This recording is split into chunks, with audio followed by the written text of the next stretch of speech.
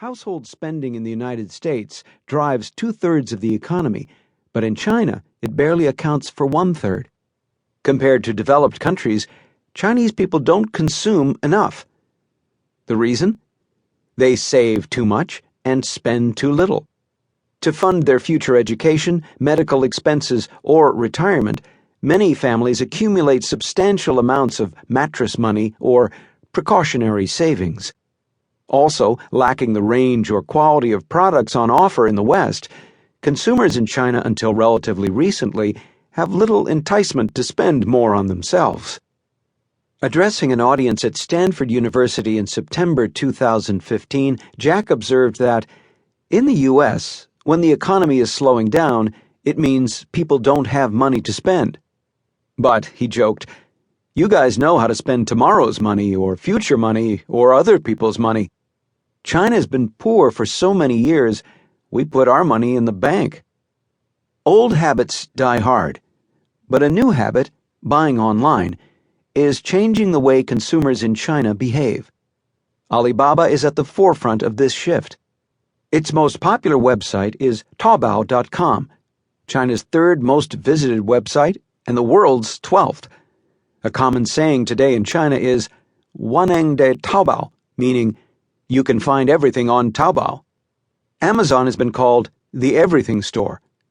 Taobao, too, sells almost everything, everywhere. Just as Google is synonymous with searching online, in China to Tao something is shorthand for searching for a product online. Alibaba has a much greater impact on China's retail sector than Amazon does in the United States.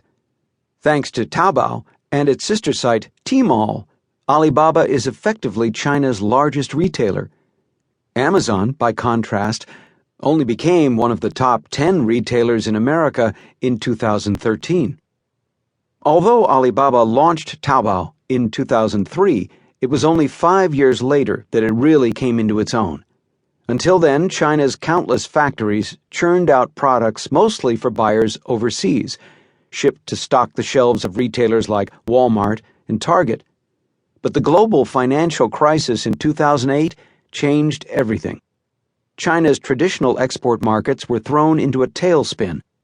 Taobao pried open the factory gates to consumers in China instead. The Chinese government's response to the 2008 crisis was to double down on the old China model, pumping money into the economy that fueled a massive real estate bubble, excess capacity, and yet more pollution.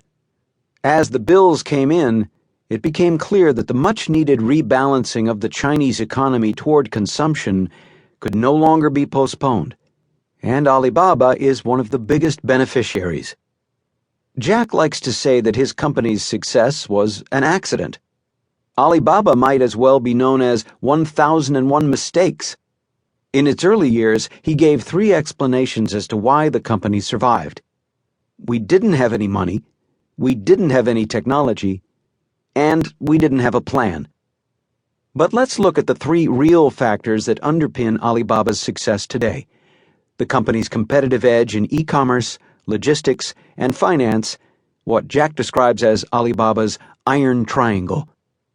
Alibaba's e-commerce sites offer an unparalleled variety of goods to consumers. Its logistics offering ensures those goods are delivered quickly and reliably, and the company's finance subsidiary ensures that buying on Alibaba is easy and worry-free. The e-commerce edge. Unlike Amazon, Alibaba's consumer websites Taobao and Tmall carry no inventory. They serve as platforms for other merchants to sell their wares. Taobao consists of 9 million storefronts run by small traders or individuals. Attracted by the site's huge user base, these micro-merchants choose to set up their stalls on Taobao in part because it costs them nothing to do so. Alibaba charges them no fees.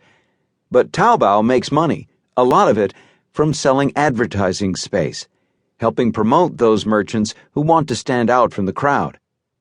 Merchants can advertise through paid listings or display ads. Under the paid listing model,